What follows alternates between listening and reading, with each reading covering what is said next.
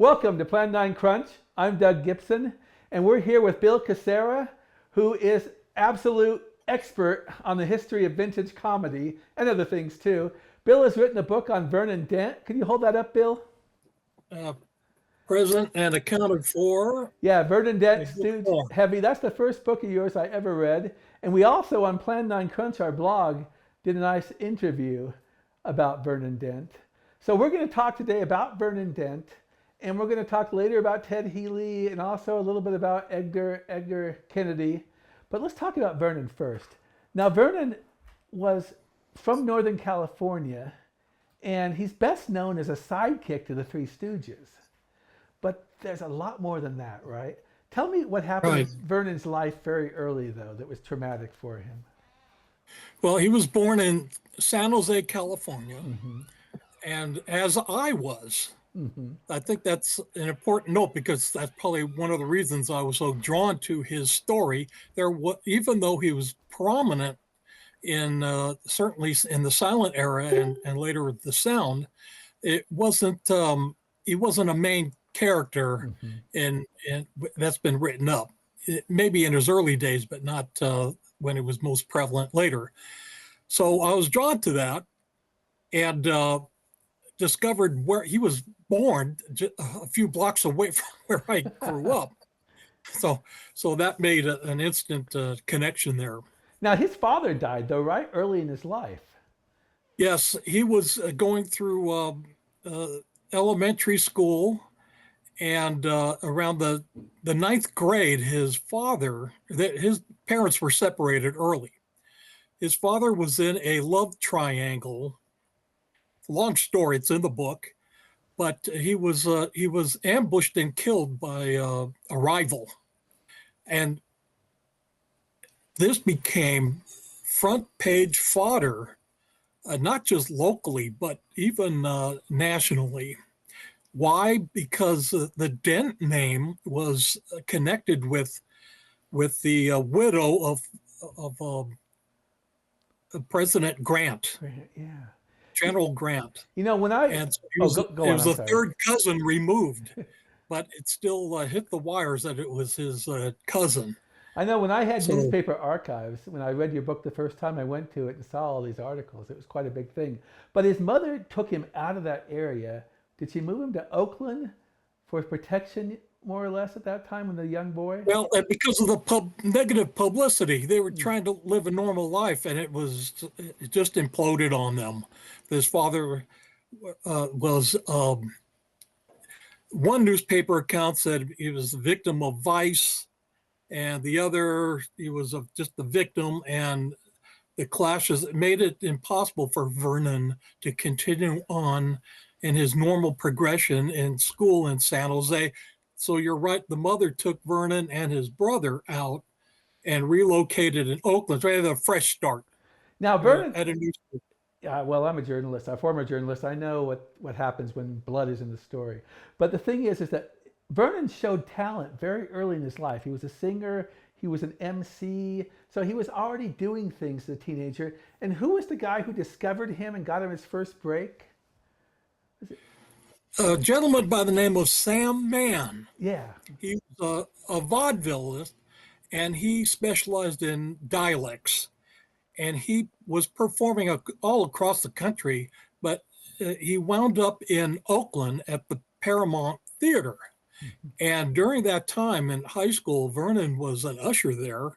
So he got to see all the acts coming in.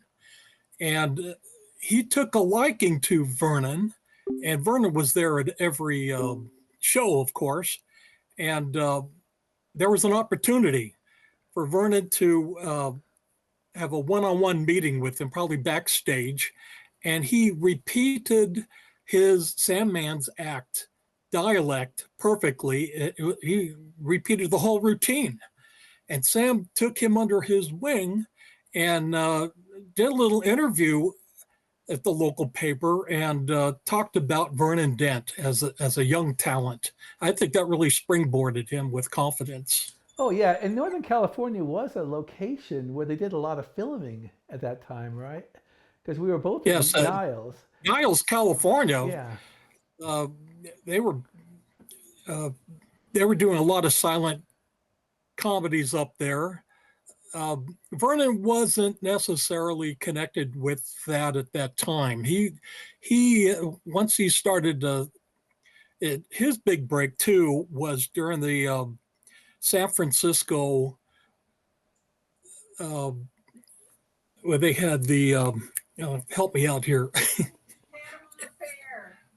The what?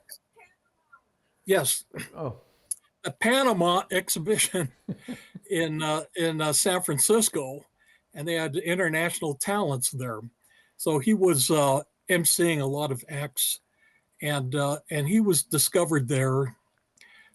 Hank Mann, that's who I think he Hank was Mann. yeah, Hank Mann was doing comedies in Southern California. So after a while, he had Vernon, who was a singer down there. Uh, he was a good Is he a good foil, uh, maybe, for a guys? foil. Yeah, he was a big guy, and Hank Mann used him in a few of his silents. With Fatty Arbuckle, did he work with Fatty Arbuckle also early in his career? I would say not directly, Not but indirectly. indirectly. I think Vernon was inspired by Vernon. He had kind of the same bulk Hmm. and Well, not Arbuckle as had prominent. trouble. I was wondering if Vernon sort of got a career boost when Arbuckle was in trouble because of the same kind of persona he might have had. Well, they had some similarities in Yeah. the early silent days, even a derby hat, but even more so, Arbuckle started off in San Jose as well Hmm. as an usher and singer, and Vernon, I'm it's beyond a guess, but Vernon might have just seen him perform, and of course he followed his career as he went on at in Hank, not just Hank, but Well, Hank, he made some silence that he started himself. I remember one was with Viola Joy. It's lost though, I think, right? yes, And her name was also Dwayne Thompson, I think. yes. Um, I think that Saturday Afternoon with Harry Langdon, personally to me, is one of the best silent shorts made in the 1920s. You may disagree or not, I don't know, but that is an absolutely superb film.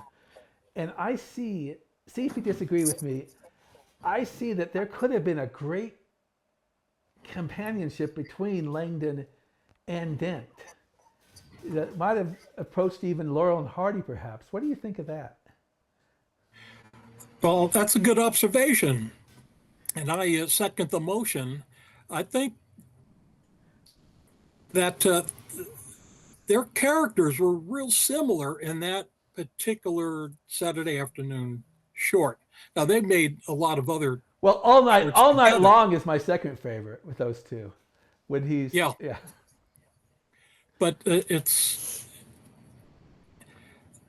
the fact that it's a predes- it's a predecessor to Laurel and Hardy, mm-hmm. not just in physical mannerism, but their characterization, and that solidified it. I think that Stan Laurel was very influenced by that Well, I agree with you. I because think I hate to. I'm not insulting anybody because Stan Laurel's great, but I think Stan Laurel took a lot of Harry Langdon into his. he did. Yeah, when you He think. did. And if you knew Stan Laurel's output when he was a silent comedian, I've seen them. They're not as it was great. very hectic. Yeah, It was very hectic. And he's after he saw Langdon, and Stan Laurel didn't have big success yeah. before Oliver Hardy, but he saw how Langdon slowed down his character almost to a standstill, but it worked. Silent comedy, you think, is frantic. And like I say, I think Stan was very much influenced by Harry Langdon, and he even employed Harry Langdon later on in some of Laurel and Hardy's movies. Yeah, they had good relationships. Langdon with particularly Hardy and also Laurel, I believe, later in. Now, Vernon Dent also worked with Monty Collins, I believe it was, in the late 20s. I don't think those films are available or found anymore. What I don't understand is Vernon Dent is so ubiquitous. I can invite a friend over and they see Vernon Dent. They have no idea who Vernon Dent, and they say, I know who that guy is. Okay, I've seen Yeah. him before. And I'm wondering why Vernon Dent had a great career. Let's say he had a very successful career, but he never became a superstar. Why do you think that was? Well, he got so much work as the second the second comic Hmm. at he was just not going to be a leading man. I mean that I think that's pretty obvious from the early go. So he was the buddy uh, to Harry Langdon, and that established him. And then later on, most people recognize Vernon. We should Yeah. mention this because of the Three Stooges. Oh, He was in definitely. more. He was in more Three Stooges as comic support than any other actor. Well, he and So Chris, people, he and Christine McIntyre are probably the most iconic with the Stooges, right? You would think. yes, Yeah, yeah, yeah. Um, what do you think about? He was in so many movies too. He was in Duck Soup. He had a great chance, perhaps, with Harry Langdon in the 1930s with Arvid Gilstrom, and that. Why didn't that work out? Was it because Gilstrom died, or the films were not distributed? yes. That's why he died. You could see their career paths.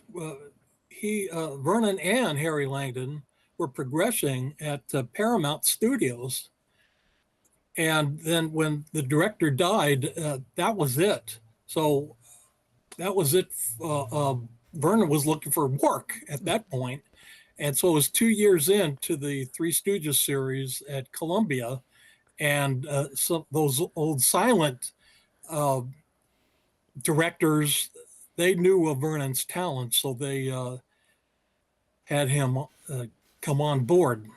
What's your favorite Gilstrom short? The one I like, I can't remember the title right now, is when Harry's on a plane and and he's sort of a bum. He somehow gets a ticket to a plane. He's sitting next to to Vernon Dent and he's putting on the Limburger cheese. That's from a silent short. But I really enjoy that one. I wish I could remember the title right now, but it just breaks sometimes with the.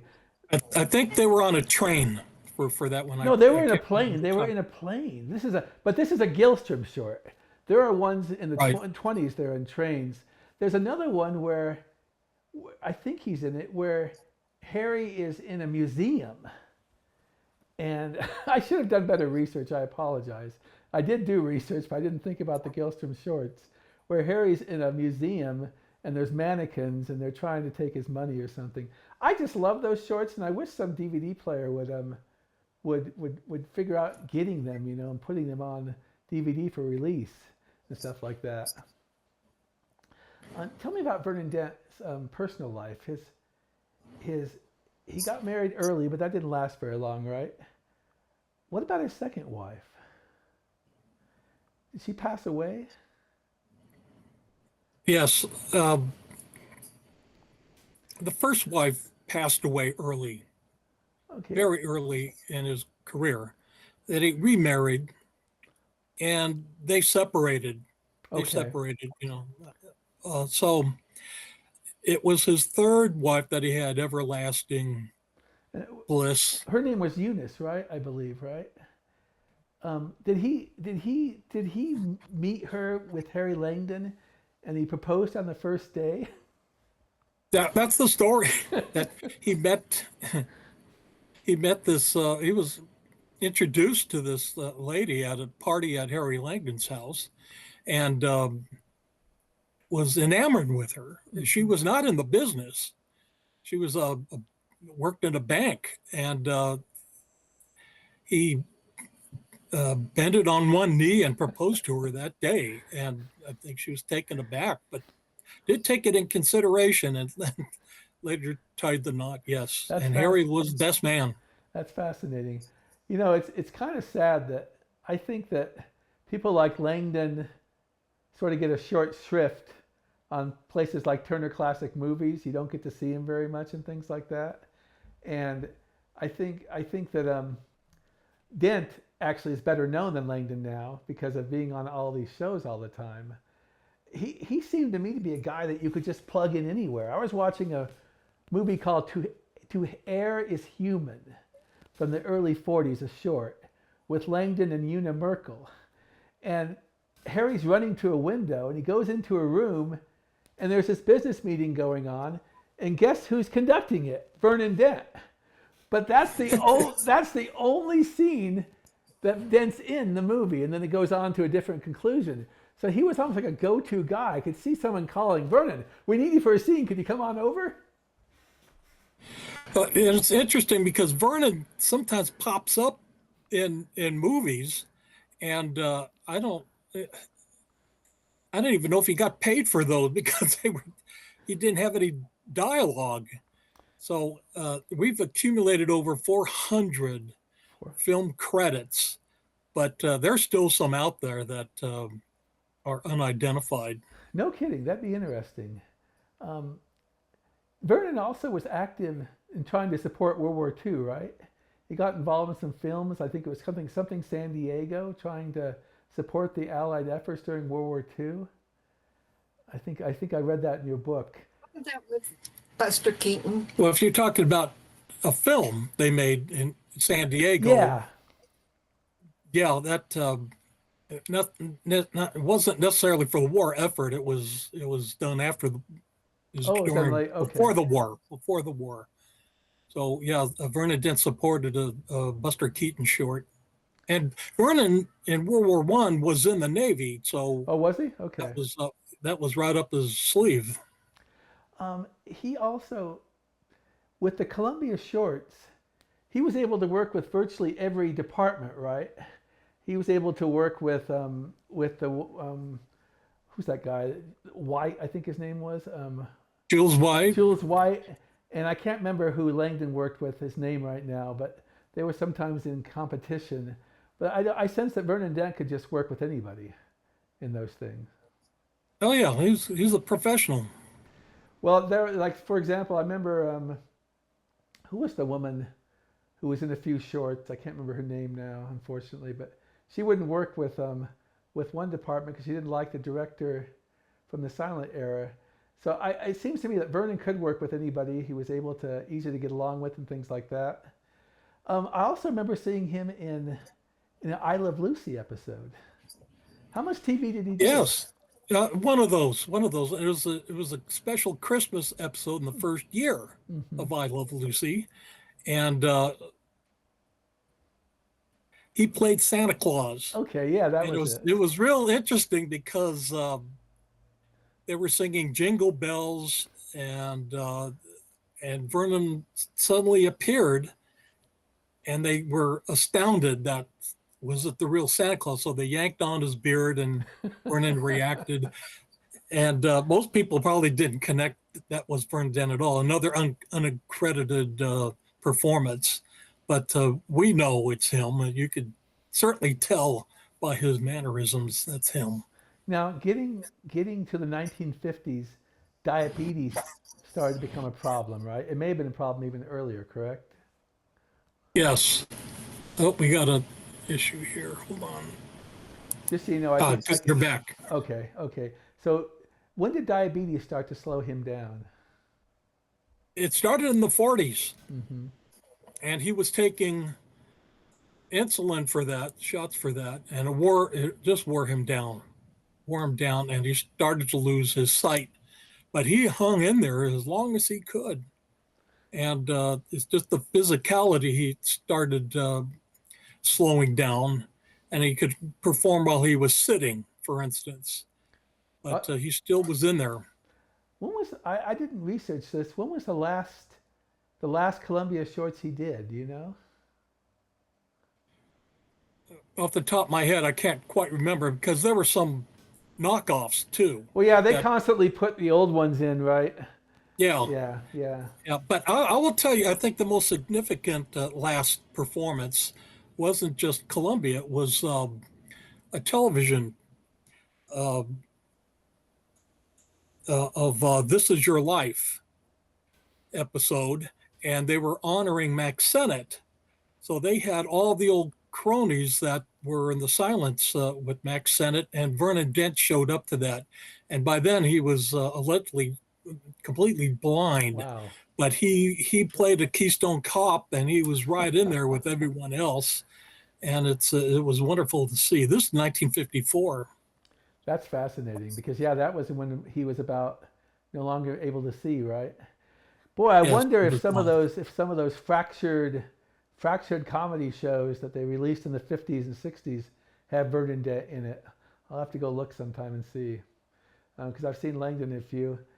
I you once told me a little bit some interesting anecdotes when he was at very near the end of his life, where a person who I believe she might have worked there as a housekeeper or a friend, maybe it was a relative. I'm sorry if I got it wrong, but she saw Vernon eating two cakes, and Vernon knew his wife didn't want him. You can have one cake if you won't tell, right?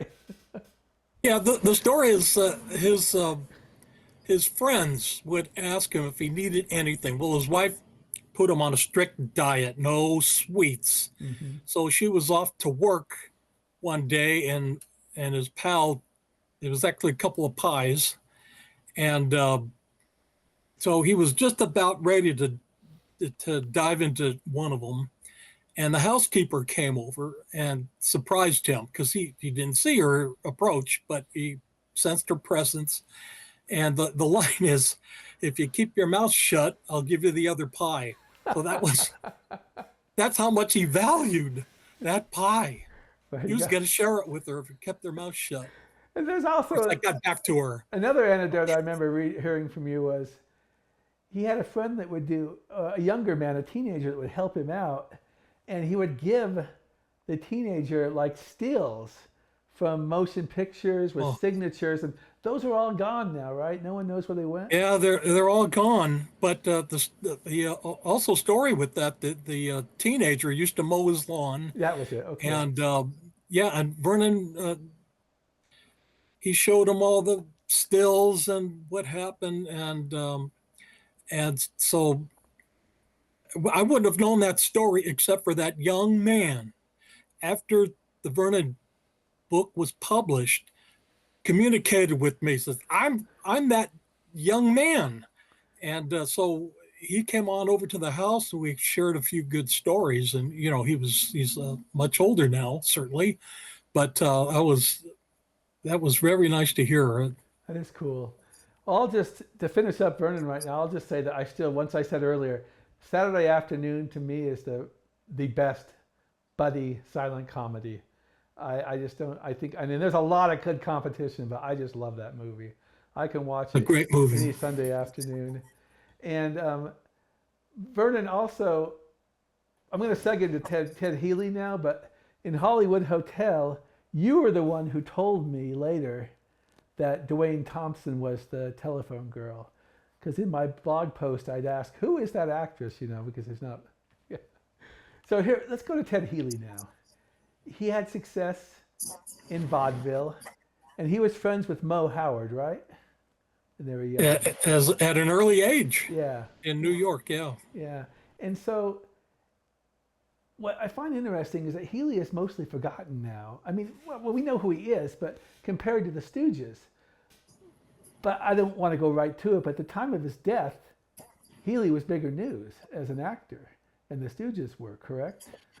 He was a big star. Yeah, I mean, MGM signed him at $60,000 a year to augment their stable of stars. And if you compare the Stooges, they were getting 20,000 each at Columbia. So that's not a good way to compare, but it might bring it into focus how much MGM thought of him. I think the Stooges, I think, were underpaid by Columbia. I don't know if that's a controversial opinion or Sure not. thing.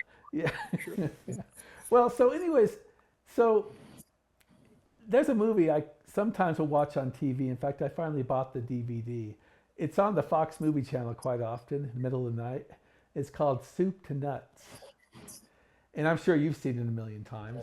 And Oh, yeah. it is the fascinating to me. It's a fantastic comedy musical of Rube Goldberg that really shows off Ted Healy's talents. Because people tend to forget about, not really know much about him anymore.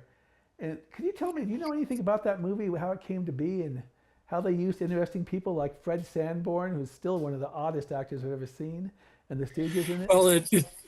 Well, we must point out that Ted Healy was a big star in vaudeville and on Broadway. So there was quite a following where whatever he did was news. So all through the 20s, he was prominent in the minds of American, not only film, but in audiences for his live performances. And it must be said that the Stooges were just part of his arsenal, so to speak, because they had a big stage show with tons of people and a whole train full of augmented performers and animals and props and scenery. So by the time of Soup to Nuts, it was 1930, 1929, and it was an experimental film. The Stooges weren't headliners at all by then, but they were just part of the arsenal. I'm just fascinated by this Fred Sanborn character. I'd never seen him before. He's so tiny, and he almost seems to skip run. Was he part of Fred Sanborn? Sanborn, yeah. One of the Yeah. most fascinating. In fact, I sometime want to do some research and find out more stuff he was in. Was he part of the replacement Stooges that Ted Healy tried to have with like Mouse Garner and other people? No, I didn't think so. no. Fred Sanborn augmented the act when they were on Broadway, and he was a silent performer, mute, but he played the xylophone, so he's very Yeah. musically oriented. So that was terrific on stage, and in Soup to Nuts, he played an important part in that. And afterwards, everyone went their own separate way, and he was not ever considered a part of the Three Stooges other than Soup to Nuts. I was just wondering that. Now, Ted is in a movie I've seen like 10 times called Mad Love, where he plays a reporter. I think he was pretty good in that. I like those 1930s reporters. I like to see Ted. I like to see Lee Tracy in that movie of Doctor Something. I love to see even Glinda Farrell in Mystery of the Wax Museum, because Hollywood has this love affair with reporters as working class guys, who they don't exist anymore. Reporters are no, I better not say that. Reporters are more collegiate people now, okay? So it's a different era. Now, you talked about Ted actually being involved in a lawsuit against the Stooges for stealing his material, but you also say that it may have been because he was having a tough time financially. Well, in the book, I point out a lot of these things, and when the Stooges were at Columbia, they started. There's no denying that they were doing the same bits of business that they were doing with Ted Healy. So Ted Healy would counter and say that that's my property that they're doing, the physicalities of it, and so he wanted to get paid. Obviously. So he would, it's the business of the performers. He's going to bring it to task legally, and so Columbia would have to answer to that, and the Stooges, but mostly Columbia. So it didn't go anywhere. Anytime TCM shows the Healy Three Stooges shorts, I tend to DVR it and watch it. And they've occasionally shown them. I think I even posted one on our blog, but we have YouTube. It can go down anytime. You never know. They seem to be more musically oriented, right? The early shorts with Healy, and I think that may have been the style back then, because it was so new that you'd see all these songs on early Vitaphones and things like that. Do you know how many shorts he did with the Stooges? Because I've never been able to figure it out. How many shorts Ted Healy did? Yeah, with the Stooges. Oh, they did they did about 100 shorts with Columbia. Yeah. No, I'm talking about pre Three Stooges, Ted Healy. Before the Woman Haters Club, those went. Okay. Yeah. MGM plugged him into a short series. Um, and really, it was to not only promote them, but Mm-hmm, the part that they were musically oriented. mm-hmm. So, yeah, there were about a half a dozen, 4 or 5 of those. And it was a kind of a test to see how the Yeah. audience would react to them. Mm-hmm. And the proof of the pudding is that Columbia signed the Stooges with their own series. That's interesting. Ted Healy stayed. Ted Healy stayed with MGM. Mm-hmm. It wasn't that necessarily that the Stooges walked away from Ted Healy. It's the fact that MGM didn't care for the carry the Three Stooges part of the Ted Healy package. Mm-hmm. The Stooges were paid by Ted Healy during those MGM years. A lot of people don't realize that. It was only until they went their own way with Columbia that they established themselves there. Okay. Now Ted Healy was once married to a woman named Betty Braun, but that ended in Yes. divorce, right? Yes. And so he remarried I presume in the mid 30s, and he was about to have a child, right, with his new wife, and Yes. he died, and he basically died. Well, for years people have claimed that he was murdered or the mob snuffed him out, but you do a very good job of debunking that in your book. Tell us what probably led to his unfortunate early demise. It was natural causes. They did an autopsy. The thing is, I have a career in law enforcement Mm-hmm. myself, so I know sometimes how these things work. And between the time of death, and again, Ted Healy's death was front page news across America. He was prominent. So between the time of his death and the autopsy, there's a period of about 9 days there, and that is so with everyone. What's the most recent example? You pick a celebrity and they die, and there's circumstances, and the media churns. They come up with hypothesis on why they died. So the same is held true with Healy. So a lot of people just theorized that foul play. It wasn't foul play at all. He did have an encounter with someone that it was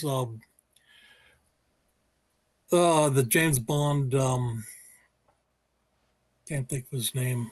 Help me out. Is it James Bond? James Bond author? No, the producer.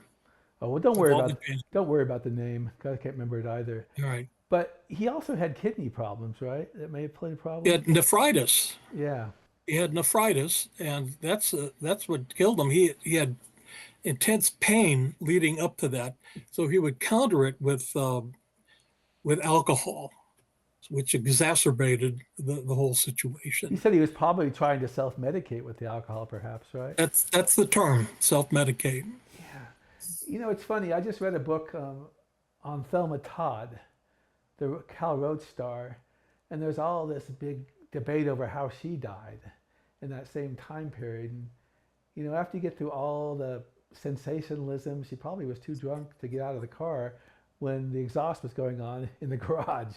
So oftentimes it's just something, you know, unfortunate, like with Ted Healy, natural causes with the kidney problems and things like that.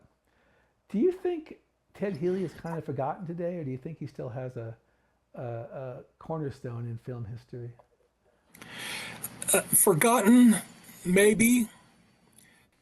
Three Stooges fans keep him alive, Mm-hmm. but I'm afraid to tell you that oftentimes it's for the wrong reason. They think negatively of Ted Healy, when in actuality, Bo would be the first one to say that Ted Healy gave us A start. our claim to fame. He took us when they weren't an act. You know, a lot of people don't realize that they weren't just a vaudeville act. Ted Healy employed them one by one, and it wasn't until 1929 Larry Fine came into the act. That's about when Moe came into the act. 1920, prior to 1925, Moe and Shemp were affiliated with Healy in some early Broadway and vaudeville skits, but certainly not a concept of the Three Stooges. Larry wasn't even around then. Mm-hmm. So a lot of people think they were a tight unit before. Well, I appreciate you writing the book about him. If you want to show us the book, you can right now. All the books we talk about will be linked where you can purchase at our podcast. Amazon is probably the easiest one. Yeah, yeah. So the title of this is Nobody Stooge. Yeah, the biography of the stage and screen star who gave birth to the act that became the Three Stooges. And, you know, it was almost, I want to go back to Soup to Nuts briefly. I can't remember the actress' name. She's only 17 years old, but she played Healy's girlfriend in the movie. And the repartee between them is as good as anything else I've ever seen in a film, all right? She was a doll. Yeah, I think that's the only movie she ever made. Okay, I was looking at IMDb.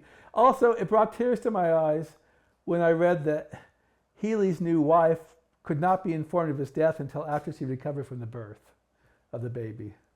That's so. That is so. Let me go to a third character you wrote about. You can show the book right now if you want to. It's on Edgar Kennedy. Okay, the average man and the slow burn. Yeah, and you got the face, Palm, which Edgar Kennedy, master of the slow burn. Now, this guy was interesting, okay? He was a boxer more than 112 years ago, and I even looked him up on BoxRec, and he had like 7 or 8 fights. And oh, yeah, a little more. Yeah. See, BoxRec does not give you every professional fight because they're doing the best they can, all right? But what they had on BoxRec was 7 or 8 pro fights. And next time I go to UCLA, I want to see what's left of a movie called Daredevil Jack, which is a serial. Because there are stills. I went there. I'll save you a trip. They only had 3 episodes. It was a serial. Only about 3 episodes, and none of them had Edgar in there. That's a shame. I'm still going to watch them because there are some wonderful stills, though, of Edgar fighting Jack Dempsey, right? Yes, absolutely. And it must be said that Edgar had a musical career as well in his youth. So, yeah.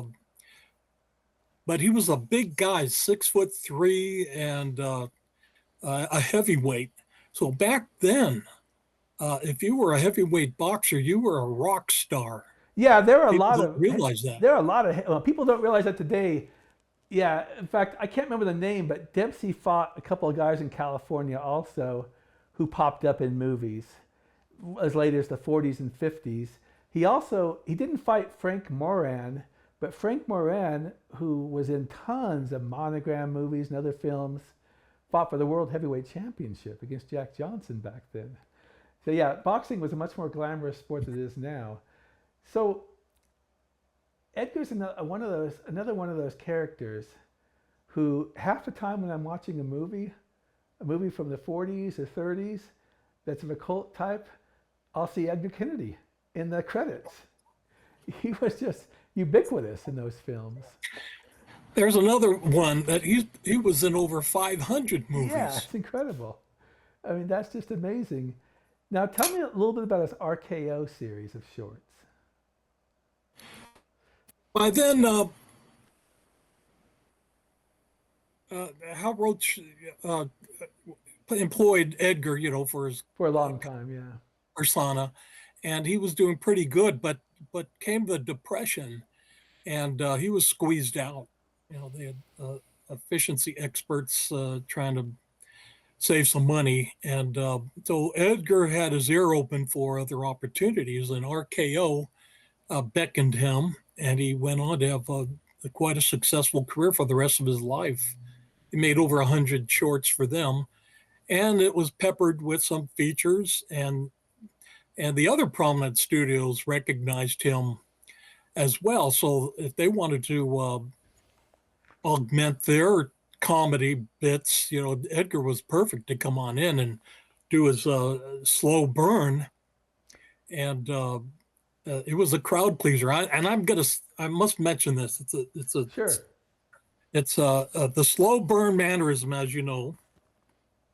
Edgar invented that, and it was always referred to as a slow burn. And modern days now, you see as a comic emphasis, people doing the same mannerism, and they're calling it a face palm. So I object. I object to that. Well, he invented it, right? He invented it. You know, People, I watched a few of those shorts from RKO. There used to be, I don't know if it's still around, the Edgar Kennedy Restoration Project or something they had several years ago. yeah, And I was able yeah. to watch some of his shorts. Once again, this is an example where I wish they had the ability to bring these into like Turner Classic Movies to show people, so you can appreciate the talent of Edgar Kennedy as a comedian and not just say, hey, he's a character actor in this movie, all right? I like the idea. He sort of invented the harried father figure, or the harried businessman Yeah, and things a like that. sitcom. That's the term I was trying to remember. The A sitcom. situation comedy. Yeah, that's what I was about to say too. Yeah. Yeah, that whole family. It was uh, started off as a consistent family, Well, and then they had some character, some changes in cast. But he was still Edgar Kennedy doing the Average Man series. Well, didn't someone say that Edgar Kennedy? I actually kind of disagree with this because I've read Babbitt, but didn't some people compare Kennedy's character to George Babbitt?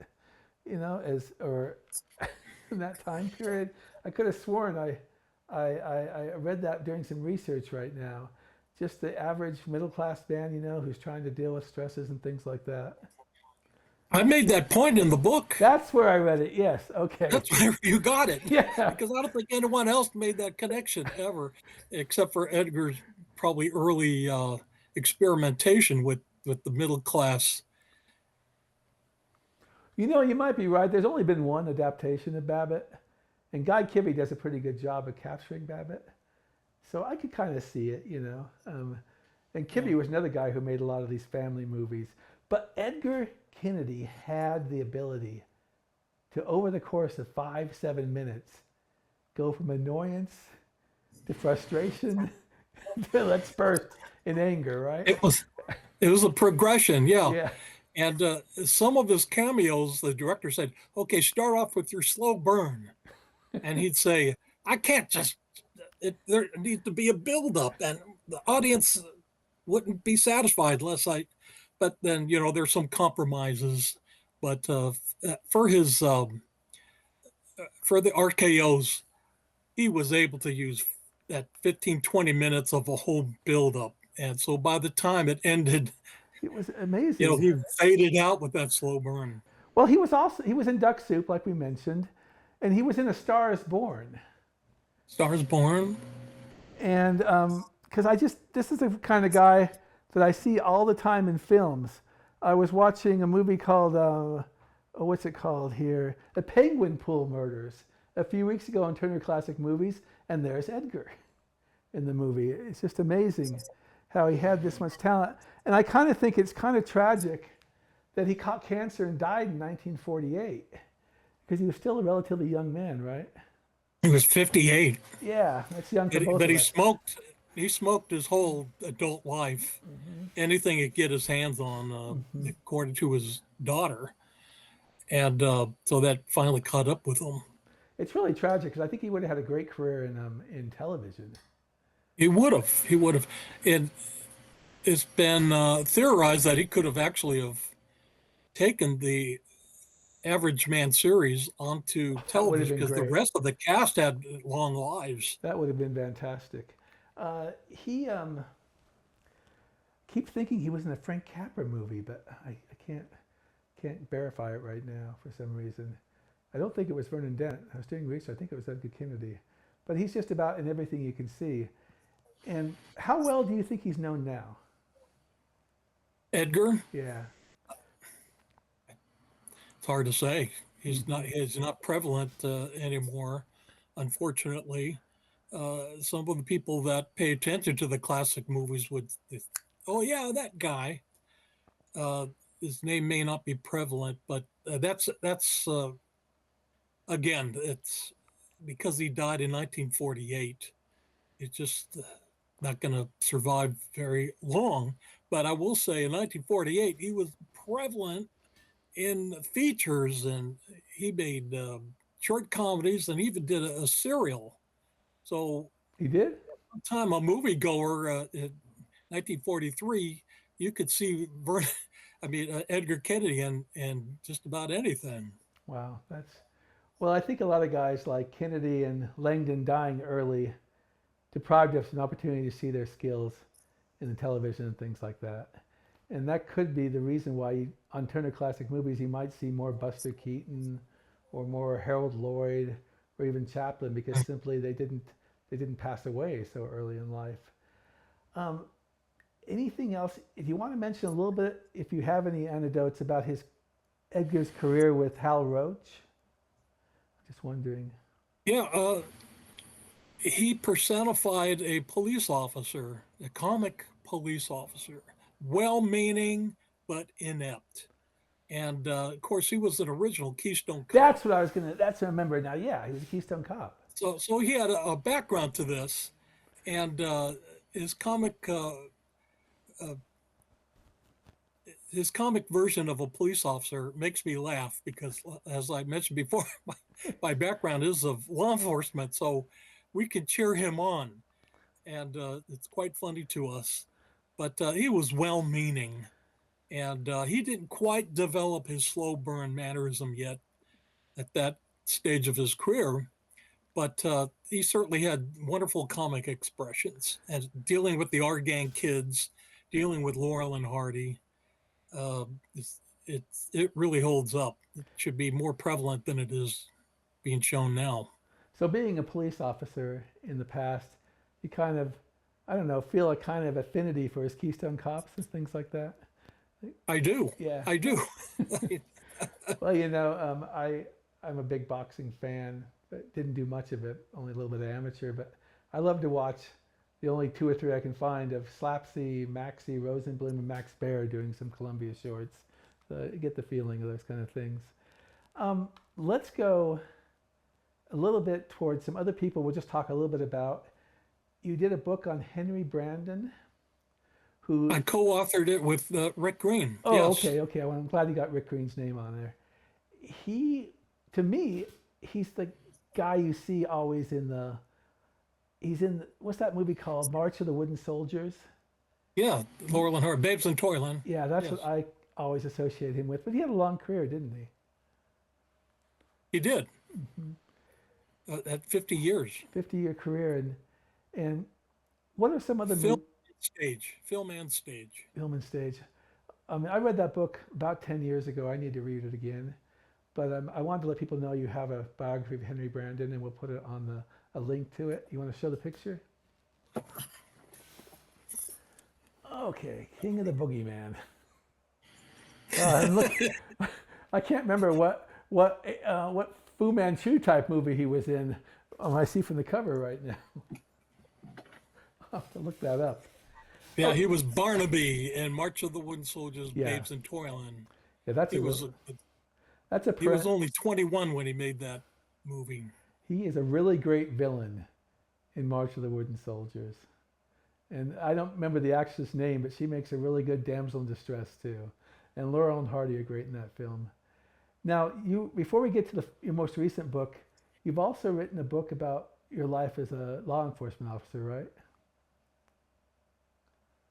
I didn't get that. Did you write a book about being a police officer? Oh, my autobiography. Yeah, that's what. Yes, I'll show you that too. I called it Hollywood in Monterey, Chronicles of a Cop, and I brought in some of the Hollywood actors that I had dealings with in the Monterey area. And I don't know if you can see, but Doris Day I and see him. Phyllis Coates, uh, Joan Fontaine, and Clint Eastwood. I was married at Joan Fontaine's house. No So kidding. those were all started off professional dealings with them, and became friends. Yeah, we had a lot of common things and interests. Well, we'll put a link to that book, and I have to read it myself. I have not read it yet. Now, tell us about your new book on Phyllis Coates, who was Lois Lane back in the 50s. And I'm an Ed Wood fanatic. So he was also in a Wood short called The Sun is Setting, which no one ever saw. But you can see it on YouTube now. Tell us about Phyllis Coates' book. Well, we all grew up with Phyllis as the first Lois Lane on the television Adventures of Superman. She was there for the first year, and also was in the feature film Superman and the Mole Man. What's interesting about her entire life outside of Superman and things like that? Does she have a long career? Well, she had a relatively short career, I would think. It's from late 40s, Mm-hmm. and she got married and started raising a family. She was married three times, and so at one point she retired and married a physician, a doctor, and they set up in Big Sur and Monterey, and she was a doctor's wife for about 25 years until her divorce. And then she never got loose from her show business career, and she was very gratified acting on stage, especially. That was John Beck. So she did some acting later in her life also? So on stage? A little bit, time.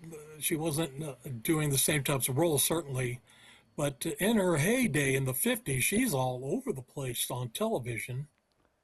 Yeah, I find it fascinating to, and I'm planning to buy this book. I'll be honest, I'm waiting for Kindle, all right, but I will get it. I'm fascinated about stories like this, biographies like this that deal with a person who was a cultural icon for anywhere 5, 10 years or longer. And it is interesting to read about how their lives went on afterwards and things like that. So I'm looking forward to the book, and it's out now. I saw it, and so we'll put a link to it. And I guess I just want to ask you, is there anything you think we might have missed talking about this cornucopia of actors right now? Anything I missed on Anything the? we might have missed talking about Vernon Dent or Ted Healy or Edgar Kennedy? That, No, I feel pretty proud that I was able to accomplish my goal of bringing their not only their acting experiences, but their personal lives together. Sometimes you get one or the other, mhm. and I was able to bring them to life in book form. So I feel satisfied at that. I don't think I left anything out that I regret. Well, I both respect you for doing this, and I'm also envious of you. I'd like to do more of it myself someday. In fact, I hope to write a biography, at least of the films, of Guy Kibbe someday, who is an actor I just love him in movies. He's the Babbitt. I must say that I've written a lot of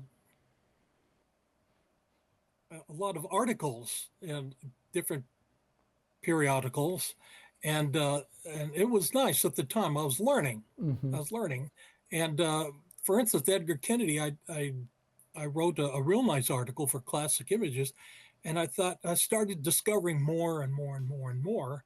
I thought I'm going to put it in book form. So that's what really kickstarted my retirement hobby. That's Was very Edgar Kennedy. interesting. So your interest was piked, and you discovered more and more information after your initial article, right? Yes, That's fascinating because it's and just. so Oh, go on, go on. my point is, instead of writing articles now, I if I'm going to write a book, I'm going to I can hold off until I have all the information in front of me, not piecemeal it out in an article. Mhm. I'm going to write a book. So I feel uh, I've made an achievement in bringing forth their stories in book form. Oh, that's great. Are there any other entertainers you might be interested in writing about in the future? I've got a bunch of them. Who are they? I don't know if I'll ever put them in book form. Some of them I have too much information. Some of them I don't have enough. So it's got to be a fine line where I could balance it out. You don't want to give a name or two right now, right? I could, I It's up could. to I don't you. know if I shoot myself in the foot by people You don't. anticipating it. Well, you don't have to. If you write something else, we'll definitely be watching and reading it. I just love this era. I love the era of the 20s and the 30s and the 40s and even the 50s. My father used to tell me, and I used to think he was just talking through his teeth.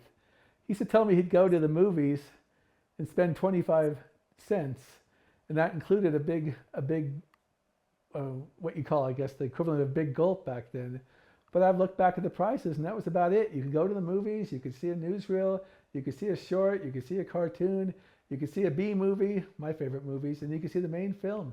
And those days are Well, gone. I'm on the towards the end of that, uh, going to movies when I was growing up in the '50s. So I remember the wonderfulness of that, and it's a shame that there's nothing like that anymore. Yeah, the only thing I had in the 60s, and this is the late 60s, was the cartoon. I remember the cartoons.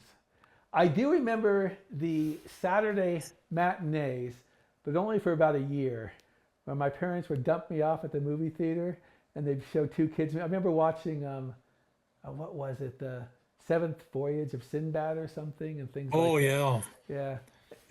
that was my favorite movie growing up. And I could have sworn I saw, although I may have been too young to remember, what was it called? Billy the Kid versus Dracula. Jesse James. Oh brother, Yeah, Jesse James. Those days are over, and now we don't even have movie theaters for these B's and C films. They have to be shown on streaming, which you have to go look for them more or less. Well, Bill, I really appreciate this, and if you have any future set in stone works, let us know, okay? Because we want to buy them, and we're interested in the research. And I'm going to do my spiel right now, which is we're Plan 9 Crunch. You can subscribe to us at Plan 9 Crunch at YouTube. You can like us at TikTok, Plan 9 Crunch. You can go to our blog where we have reviews of 3 of your books I know, plus an interview about Vernon Dent on plan9crunch.com. And we're Plan 9 Crunch podcast and blog on Facebook. My daughter does a lot of TikTok stuff. I don't know much about TikTok, but we do our best. Anyways, thank you very much, and that's a wrap.